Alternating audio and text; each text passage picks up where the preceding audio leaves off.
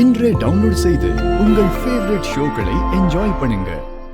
குடும்பத்தோட சவுந்தரபாண்டியன் வீட்டுக்கு போயிட்டு அவர் பையனுக்கு உங்க பொண்ண சம்பந்தம் பண்றதுக்கு முயற்சி பண்ணிருக்கீங்க. இதெல்லாம் உண்மையா இல்லையா? மேடம், உங்களுக்கு எப்படி? உனக்கு இன்னுமா புரியல பரணி? உங்க அப்பா தான் கொளுத்தி போட்டிருப்பாரு.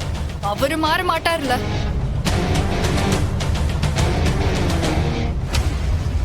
எனக்கு என்ன 10 புள்ளையா இருக்கு? இருக்கிறது ஒரே ஒரு மகன். அவன் ஆசைப்பட்ட பொண்ண கல்யாணம் பண்ணி வைக்கணும்னு நான் நினைக்கிறேன். என்ன சண்முகம், உங்க வாக்குக்கு இவ்வளவுதான் வேல்யூவா? எங்களை மன்னிச்சிடுங்க மேடம்.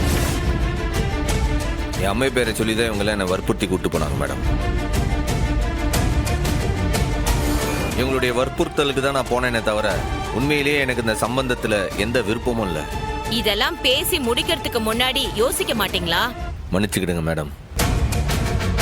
என் அம்மைக்கு இப்படி ஒரு விருப்பம் இருந்ததுன்றதே எனக்கு இப்பதான் தெரியும். அந்த விருப்பத்துக்காக தான் அங்க போனதே. ஆனா இது இனி நடக்காதுன்றது தெளிவா தெரிஞ்சு போச்சு. இந்த மாதிரி நடந்துகிட்டதுக்கு உங்ககிட்ட மன்னிப்பை தவிர என்னால வேற எதுவும் கேட்க முடியாது. என்னைய மன்னிச்சிடுங்க.